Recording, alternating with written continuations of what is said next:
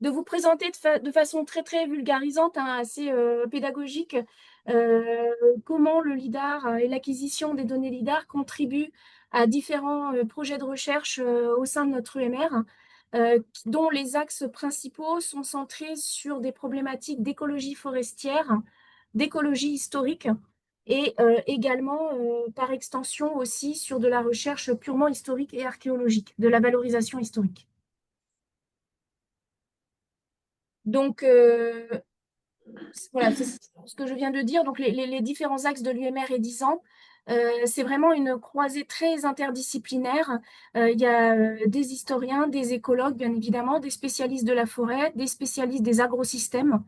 Et nous avons une équipe transversale composée d'une géomaticienne, composée de chargés de valorisation historique, de topographes également, topographes, archéologues.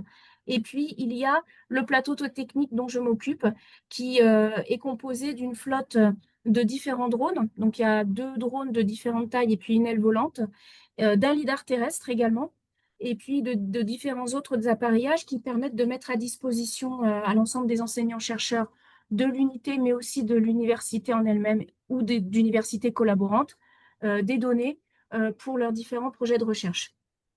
Dans ma présentation, je vais vraiment revenir un petit peu sur la définition du LIDAR. Je vais vraiment me centrer sur le LIDAR, revenir aussi sur des caractéristiques un petit peu précises, un petit peu techniques sur les données LIDAR telles qu'elles sont acquises lorsqu'elles sont aéroportées, portées par drone. Euh, je pense qu'on entend beaucoup parler de ce type de données scientifiques, mais on n'a pas toujours la mesure précise de ce qu'impliquent les différences techniques entre des données LIDAR issues de vols avions, des données LIDAR terrestres ou des données drones. Donc, la seule ambition de cette présentation, c'est peut-être justement d'essayer de clarifier ces différentes distinctions et de vous apporter mon retour d'expérience par rapport à ces sujets. Donc voilà à peu près le petit plan que je me propose de suivre, hein, sur une vingtaine de minutes. Revenir un petit peu sur la technologie LIDAR et quels sont les paramètres importants. Donc il n'y aura pas d'équation mathématique, hein, mais il y aura surtout quels sont les paramètres techniques peut-être importants pour bien maîtriser des acquisitions LIDAR. Comment se prépare une mission LIDAR, drone ou terrestre en amont d'un terrain. Et puis, quelles sont les caractéristiques des données qu'on récupère, que ce soit sous leur aspect données fichiers, comme leur aspect finalement information contenue dans la donnée, structuration de l'information. Et enfin, je terminerai par vous présenter quelques exemples de projets de recherche pour vous montrer la diversité des possibilités d'application qu'on a avec ces données.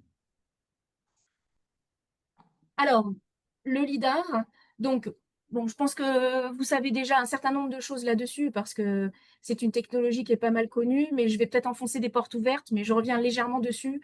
Donc, c'est un capteur actif qui balaye donc une surface, une cible, une scène qu'on veut explorer, dont d'électromagnétiques qui sont soit dans le domaine du visible, soit dans le domaine de l'infrarouge.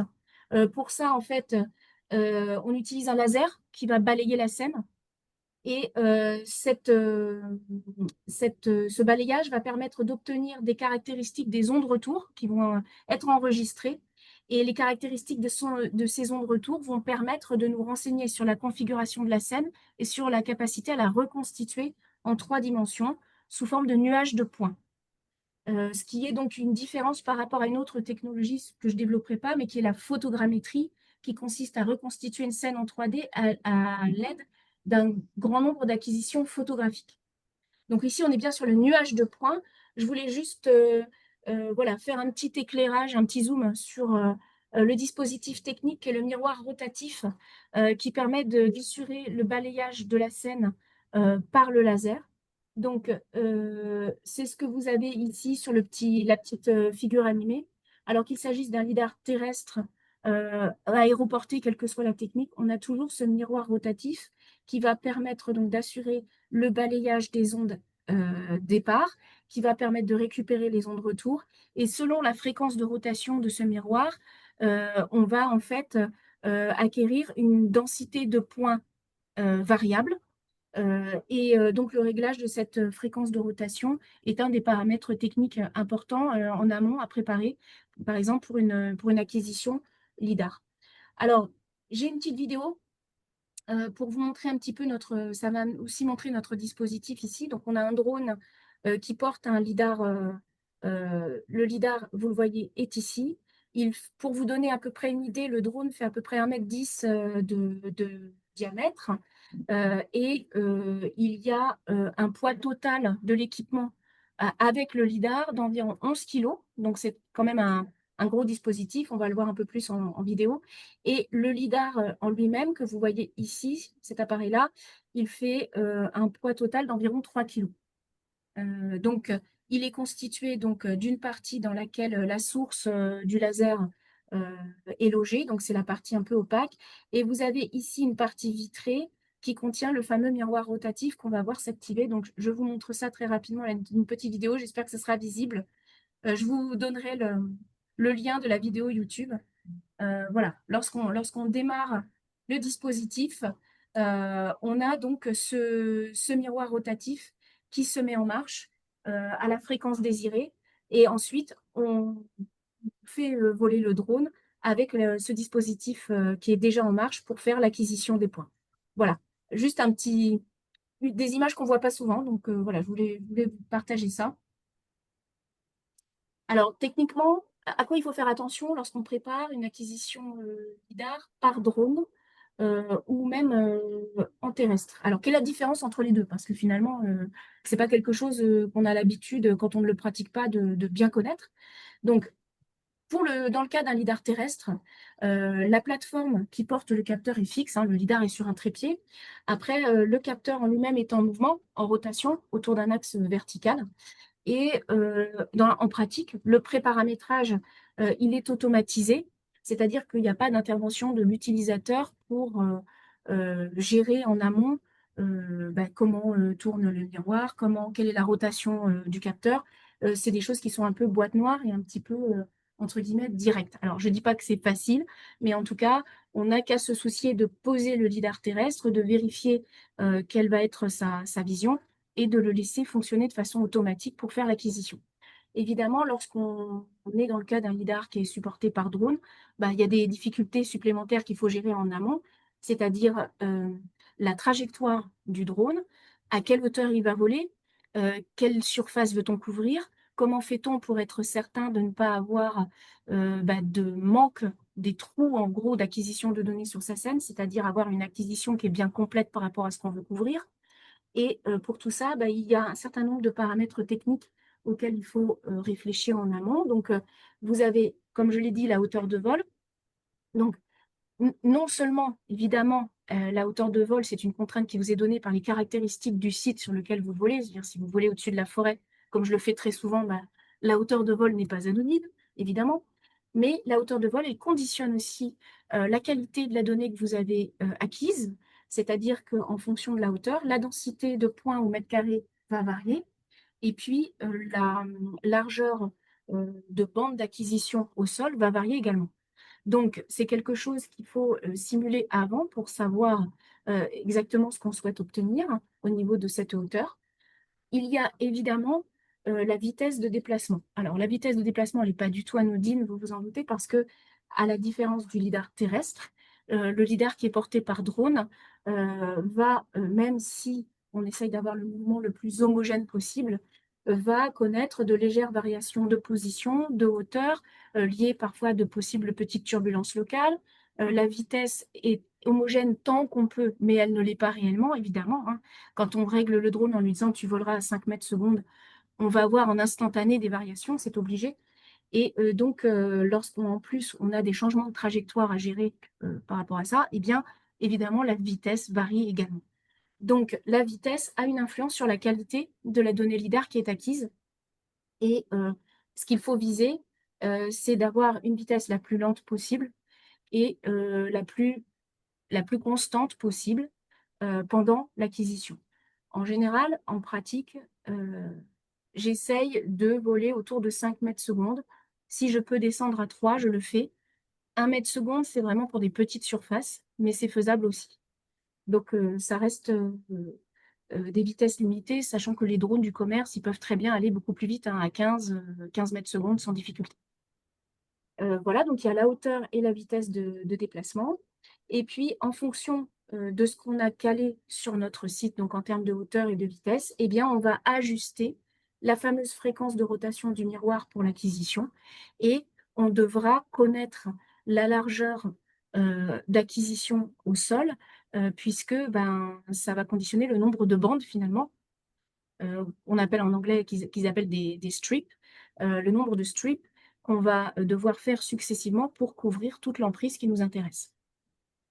Je le redévelopperai plus tard, mais l'idée, souvent, lorsqu'on veut faire quelque chose d'assez complet et éviter des effets dits d'ombre, puisqu'il y a des effets d'ombre avec des obstacles, hein, euh, euh, ça consiste en fait à opérer une trajectoire de type quadrillage sur une surface, c'est-à-dire de passer une première fois avec des zigzags dans un sens, et puis ensuite d'opérer des zigzags un peu orthogonaux aux premières trajectoires, de façon à être sûr déjà de couvrir tout sous des angles différents, et notamment lorsqu'il y a de la végétation un peu haute ou des obstacles de type bâtiment ou autre, de s'affranchir au maximum de ces effets d'ombre qui sont évidemment pas souhaitables.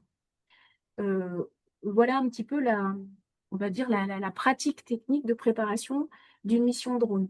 Je vous donne un dernier paramètre qui est important.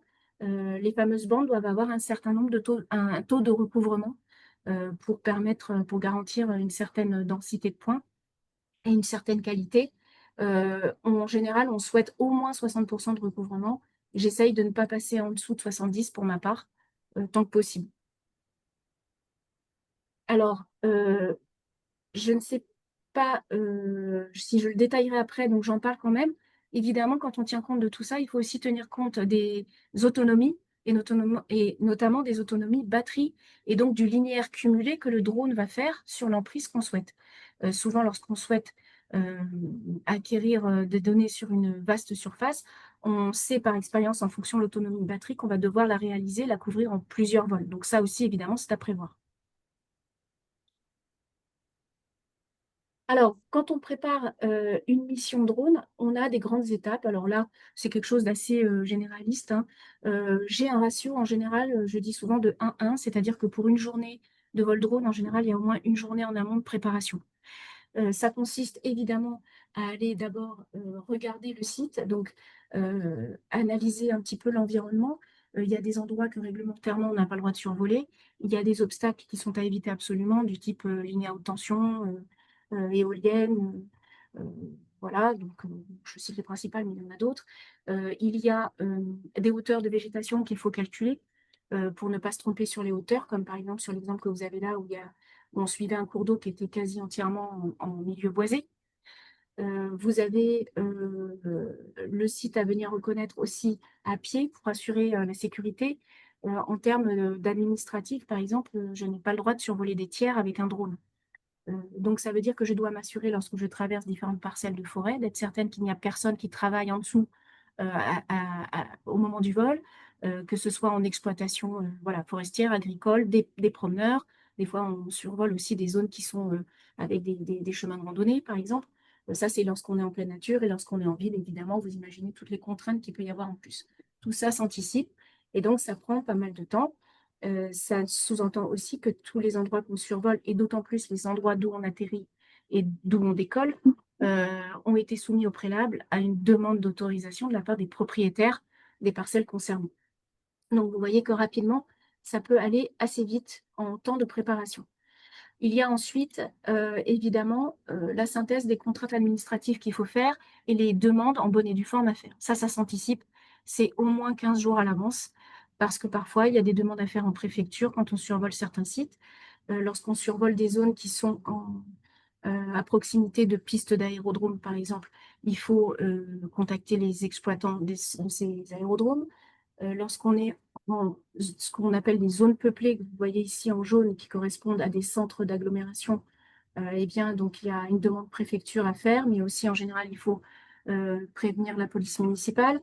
Et puis, il y a comme ça donc, des tas de contraintes qui s'accumulent, qui font que il faut avoir obtenu toutes les procédures administratives en amont pour pouvoir voler. Et ces autorisations peuvent vous être refusées. Dans ce cas-là, vous n'avez bien sûr pas le droit de voler. Il y a une responsabilité pénale par rapport au respect de ces exigences administratives. Bon, voilà, ça c'est des choses un peu diverses, généralistes. Il y a ensuite donc la conception de la trajectoire en elle-même avec tous les paramètres dont je vous ai parlé tout à l'heure. Donc, vous avez par exemple ici des exemples de trajectoires pour ouvrir donc, des zones à survoler avec en grillage là, finalement la trajectoire que va suivre le drone. Et puis vous avez les étoiles qui sont les zones de décollage et d'atterrissage. Donc ça, c'est sur des projets que j'ai réalisés l'année dernière. Donc ça se calcule bien, ça se simule parce que une fois qu'on est sur le terrain, ben, il faut lancer le drone et puis voilà. Donc, ce que vous avez vu là, ce sont des vols qui sont préparés à l'avance, donc qui sont automatisés. Mais je dois aussi parfois faire des survols manuels, notamment lorsque je suis en forêt, je ne peux pas me permettre de laisser divaguer le drone en automatique euh, parce que bah, c'est trop risqué par rapport aux obstacles des parcelles forestières. Donc, il y a aussi pas mal de manuels à prévoir, de pilotage manuel à prévoir. Voilà, et il y a bien sûr donc, toute une checklist matérielle et procédure qui est un petit peu technique et qui ressemble un peu à une procédure avant vol type vol-avion qui permet, qu'il faut garder toujours avec soi et qu'il faut suivre à la lettre parce qu'on a très vite fait d'oublier une étape. Et ça peut être évidemment préjudiciable. Voilà. Donc, il reste après derrière la météo, on n'en parle pas, hein. Hier, j'étais sur le terrain. Je ne sais pas quel temps il fait à Toulouse, j'ose même pas demander, mais je peux vous dire que dans la Somme, nous avons fait du drone entre quelques averses glacées. C'était très intéressant.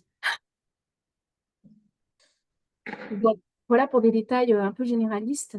Donc, je vous montre deux types de trajectoires automatisées qu'on prévoit très souvent, avec lesquelles on travaille très souvent, soit des trajectoires donc, de type survey où, comme je vous le disais, on fait des vols un peu en quadrillage de façon à couvrir au maximum une zone avec le recouvrement qu'il faut, avec l'évitement des obstacles qu'il faut et avec euh, le minimum de perte de densité. Et puis, on fait aussi des vols qui sont plutôt de type corridor. Ça, c'est lorsqu'on suit une infrastructure linéaire, donc tel qu'un cours d'eau, par exemple, qui permet voilà, de juste faire un aller-retour euh, et de revenir pendant les acquisitions. Donc, tout ça se paramètre, évidemment, encore une fois, en amont. Alors, euh, je vous propose maintenant un petit comparatif, parce que ça, c'est quelque chose qu'on n'a pas forcément en tête sur des ordres de grandeur. Donc, comment comparer des données issues d'un vol drone, issues d'un scan de lidar terrestre et issues d'une mission lidar type avion? Pourquoi c'est pas pareil? Est-ce que c'est pareil? Quels sont les usages qu'on peut en faire? Alors, on va prendre un premier référentiel que je pense beaucoup de gens connaissent, qui est le référentiel de la donnée type lidar HD de l'IGN. Donc, ce sont des données acquises par avion avec une altitude et une vitesse de vol qui sont évidemment pas les mêmes que le drone. Donc en général, l'acquisition se fait à environ 1500 mètres d'altitude, une vitesse donc de plus de 200 km/h. La durée d'une mission sur vol est de quelques heures et la surface couverte dans ce laps de temps est d'environ 10 000 hectares. La densité de points moyenne obtenue sur ce type d'acquisition est d'environ 22 points par mètre carré. C'est une moyenne, hein. Et en plus, bon, là, c'est typiquement dans le cas de la donnée LIDAR HD, vous avez un traitement derrière qui est fait de façon à obtenir une densité de points qui est homogène. Les points sont espacés par pas de 50 cm. Donc, vous voyez qu'avec ce type de mission, vous pouvez couvrir des surfaces donc de plusieurs communes ou d'un département. Vous avez quelque chose qui est à une échelle qui est quand même euh, assez éloignée.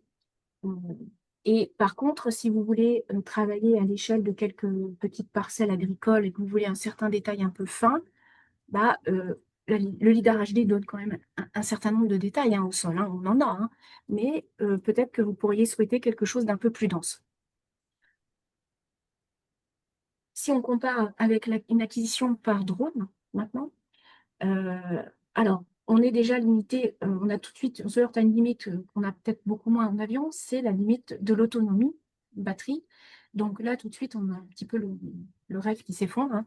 La durée théorique max aujourd'hui, hein, avec les drones qu'on a, hein, même les drones professionnels, c'est de 50 minutes de vol. Et encore, 50 minutes de vol, c'est on va dire, dans des conditions optimales, c'est-à-dire qu'il n'y a pas de vent, il n'y a pas de turbulence.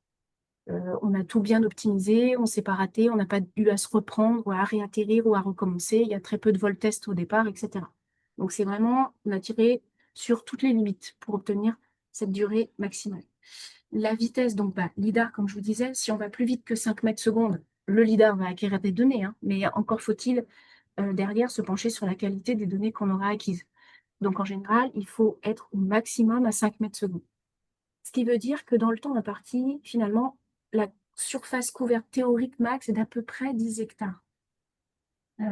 Et puis, l'autonomie batterie réelle, par exemple, s'il fait un peu froid, elle va très vite tomber à 40 minutes. Si vous faites d'abord un petit vol d'essai pour être sûr que tout va bien, si vous avez besoin d'allumer votre drone en amont pour faire des calibrations du type calibration compas, tout ça, ça va tirer sur la batterie. Donc, en fait, il faut plutôt compter sur 40 minutes. Donc, la surface couverte réelle, en tout cas, moi, par expérience, sur les missions que je fais, elle est de 5 à 7 hectares. Donc, ça limite encore. Le linéaire réel parcouru maximum que j'ai fait sur les missions les plus importantes jusqu'ici est d'environ 3000 mètres par vol. Donc, vous voyez qu'on n'est pas du tout à la même échelle que ce qu'on a présenté précédemment. Par contre, la densité de points obtenue est évidemment très différente. Elle est plus importante. Pour 40 mètres de hauteur, par exemple, elle est estimée à peu près en moyenne à 2000 points par mètre carré. Et on tombe à 1500 pour 70 mètres de hauteur, qui est d'ailleurs la hauteur théorique maximale de fonctionnement nominal de notre lidar à nous. C'est-à-dire que si on va plus haut, on va avoir des points, mais le lidar va être beaucoup moins performant. Et on peut atteindre, alors la résolution théorique maximale aujourd'hui, c'est de 1 cm si on veut faire du MMT. Bon, dans les faits, je fais en général des MMT à 2 ou 5 cm, ce qui est déjà très, très, très, très intéressant. Donc, on descend quand même plus bas que le lidar HD et on a plus de détails. Mais, par contre, puisque tout à l'heure on a parlé d'homogénéité, la donnée acquise par drone, c'est très important de savoir qu'elle a des hétérogénéités locales dans la densité de points. Il va y avoir des zones qui seront très, très importantes en termes de densité et d'autres non, liées à des variations de vitesse, liées au virage qu'opère le drone. Donc là, il ralentit carrément. Donc, vous allez avoir des post-traitements, des traitements de la donnée derrière qu'il va falloir appliquer pour pouvoir nettoyer un peu cette donnée. Et enfin, si on travaille sur un lidar terrestre, donc je vous donne des petits repères. Donc, une acquisition se lance automatiquement, dure à peu près une dizaine de minutes. La surface théorique couverte par le lidar est d'environ 80 mètres de rayon. Pour avoir une donnée exploitable, on va dire qu'on a une donnée exploitable jusqu'à 30 mètres. Après, c'est très hétérogène en fonction des obstacles qu'il a rencontrés.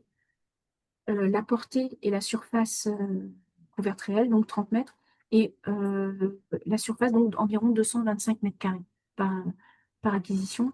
La densité de points moyenne obtenue est encore plus grande que celle du drone, bien plus grande, on est à 17 000 points par mètre carré. Donc là, on est sur quelque chose d'extrêmement fin et d'extrêmement détaillé, et on peut avoir des résolutions théoriques à 0,1 mm, sauf que bon, dans les faits, on descend rarement à ce niveau-là parce que ça devient un petit peu. On tire un peu là sur les limites de précision. Voilà. Mais vous voyez que donc, on a quand même pas du tout les mêmes applications possibles en fonction du type d'acquisition qu'on choisit. Et ça, c'est bien d'avoir les éléments pour orienter son choix à l'avance. Voilà. Je passe très vite là-dessus. Je ne sais pas si c'est très important, mais donc il faut juste savoir que lorsqu'on a fini son vol drone, on a récupéré des acquisitions qui sont brutes. Ce n'est pas encore des nuages de points au sens nuage de points, fichier, point LAS. Il y a encore tout un travail à faire pour obtenir cette donnée qui est exploitable. Donc, il y a des post-traitements inertiels pour bien géoréférencer les données en fonction des caractéristiques de la trajectoire suivie par le drone. Il y a ensuite la génération des points du nuage, mais également l'alignement des différents strips, en fait des différentes bandes, de façon à bien les superposer ensemble. Alors évidemment, à cette étape-là, on a une limite de précision qui nous est donnée, hein, dont on doit tenir compte. Et puis ensuite, lorsqu'on veut assembler les résultats de plusieurs vols, ben, on a aussi des travaux de post-traitement à faire avec des assemblages de nuage à nuage ou en utilisant des cibles de référence sur un site. Et enfin, il y a toujours également une étape évidemment de vérification de la qualité de la donnée et de traitement des zones de sous-surdensité, des sous-échantillonnages qu'on peut faire, des filtres qu'on peut appliquer pour limiter du bruit. Il y a différents types de travaux qu'on peut appliquer pour avoir une donnée exploitable en fonction de ce qu'on veut en faire. Je vous ai mis quelques exemples de logiciels qui sont évidemment juste des exemples. C'est ceux avec lesquels je travaille quotidiennement, moi, pour préparer mes données. J'essaye Il est d'activer. 14 heures, Emmanuel, si je te laisse 5 minutes hein, pour montrer Ouais, je suis les tableaux désolée. d'utilisation. Merci. C'est un peu long, excusez-moi, je déborde un peu. J'ai mal minuté. Je voulais juste vous présenter quelques exemples hein, pour vous montrer un petit peu le panorama de ce qu'on peut faire. Donc, vous avez ici un premier projet de recherche sur lequel j'ai travaillé euh, l'année dernière, qui s'appelle Inviwar et qui consistait notamment à étudier des zones qui portent des traces de la Grande Guerre, puisque donc en somme, on a la ligne de front de la Grande Guerre, Première Guerre mondiale, qui sont soit des zones découvertes, il y en a encore très peu, soit des zones boisées et d'obtenir par LIDAR la forme de ces marques. Donc, je vous mets ici l'exemple des MNT qu'on a obtenu par survol du parc mémorial de Beaumont-Hamel, qui est situé dans la Somme, qui est un site mémorial ternevien et qui permet de reconstituer ce qu'on voit encore, hein, les explosions de mines et puis les tranchées. C'est ce que vous voyez ici, de différentes lignes, des lignes donc britanniques et puis des lignes allemandes sur ce site. Alors ici, le site, il est en pelouse, hein, donc c'était pas très difficile de ressortir une grande quantité de points sols. Et c'était pas pour réellement faire une donnée scientifique hein, derrière, mais voilà, c'est une première possibilité, c'est évidemment l'illustration. Après, on va plus loin ici. Ici, on est dans le petit parc du château de Villers-Cotterêts. Le but, c'est de travailler sur un petit peu l'historique de ce petit parc et les différentes activités qu'il y a eu au sein de ce petit parc et de retrouver des traces ou en tout cas d'orienter des prospections archéologiques. Le LIDAR a survolé la majorité du petit parc en 2 jours et 4 vols pour derrière récupérer des points sols alors qu'on était au mois d'avril. Donc au départ, on avait vraiment une zone qui est forestière, hein, c'est ce que vous avez ici, donc avec des arbres qui ont une hauteur d'à peu près 50 mètres, qui est très dense. Et on arrive quand même, comme vous le voyez, à récupérer des points sols qui sont extrêmement nombreux, qui permettent d'avoir un MNT fin et d'identifier des anomalies qu'on aurait du mal à identifier en étant au sol du fait du sous-bois et de la densité de la forêt. Donc là, orientation de prospection. Autre projet, on est ici sur un projet qui est l'étude de l'étendue d'une espèce exotique envahissante en milieu forestier, qui est le rhododendron pontique, pardon, qui est très joli, attire beaucoup de visiteurs, mais qui bouffe toute la forêt. On est ici dans la forêt de Pen de Pie, dans le Calvados, à côté de Honfleur. Et donc, ce projet est très intéressant parce qu'il gagne sur le plan scientifique, on a vraiment été assez loin. On a euh, assemblé des nuages de points issus de différentes stations de lidar terrestres au sol, en forêt, et puis d'acquisition obtenue par drone. On a réussi à en faire une donnée assemblée complète, géoréférencée, et l'idée ici est vraiment d'aller très loin dans l'analyse spatiale, de calculer des métriques sur les caractéristiques géométriques de la végétation, euh, à l'extérieur et dans le rhododendron, puisqu'on a fait des stations dans le rhododendron qui fait 4 mètres de haut, hein, et d'en déduire grâce à des capteurs de température, d'humidité, euh, et puis également par des études d'échange gazeux, dans quelle mesure le rhododendron, par sa couverture feuillée hiver comme été, modifie les micro-conditions climatiques en milieu forestier et perturbe le développement des espèces qui sont les espèces qui se développent normalement en sous-bois dans cette forêt. Donc là, il y a un peu d'analyse spatiale et de modélisation 3D grâce au LIDAR. Je vais très vite sur la fin, encore 2 projets.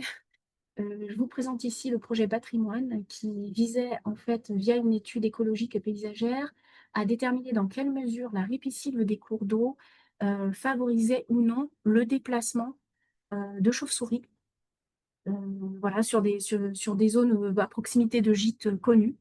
Donc, on a été cette fois faire survoler des ripisylves de cours d'eau par le drone, donc dans le 76 pour obtenir derrière donc, des différents profils de ripisylves. C'est en cours, on va calculer des métriques pareil de géométrique, donc de structure de végétation. Et on va essayer de corréler cela avec des points d'écoute de chauves-souris et des comptages qui ont été faits autour de ces points d'écoute. Voilà. Et si vous me laissez juste 2 minutes, je pense que ça peut valoir le coup. Je ne sais pas si je peux. Je fais très vite. Je voulais vous montrer jusqu'où pouvait aller le lidar. Donc, j'espère que vous allez voir. J'espère qu'il voudra bien. Je ne sais pas si vous voyez ma vidéo. Oui, on la voit. On la voit. Voilà. Donc, on est ici dans une carrière souterraine qui a été entièrement acquise par lidar terrestre, toujours dans le cadre du projet Chauve-souris. Donc, on a une reconstitution assez précise hein, de cette carrière. Donc, je crois que vous commencez à deviner ce que je me propose de faire. Vous voyez qu'ici, on a une fissure au plafond. Et donc, nous avons nos petites colonies de chauves-souris qui sont identifiées par le lidar, donc à une douzaine de mètres de hauteur. Et on arrive même, donc c'était l'idée, hein, on arrive même à non seulement identifier certaines espèces grâce à la forme des oreilles, hein, notamment, mais en plus à compter les individus sur différentes grappes qui sont en train d'hiberner. Hein. Alors pour info, aucune chauve-souris n'a été maltraitée pendant ce tournage. On a fait en sorte de ne pas les déranger. Voilà ce que ça donne. Je voulais vous montrer jusqu'où peut aller le LIDAR aujourd'hui et ce qu'il peut permettre en termes de développement scientifique. Voilà, cette fois, j'en ai vraiment terminé et je suis à l'écoute de vos questions si vous en avez. Je vous remercie pour votre attention.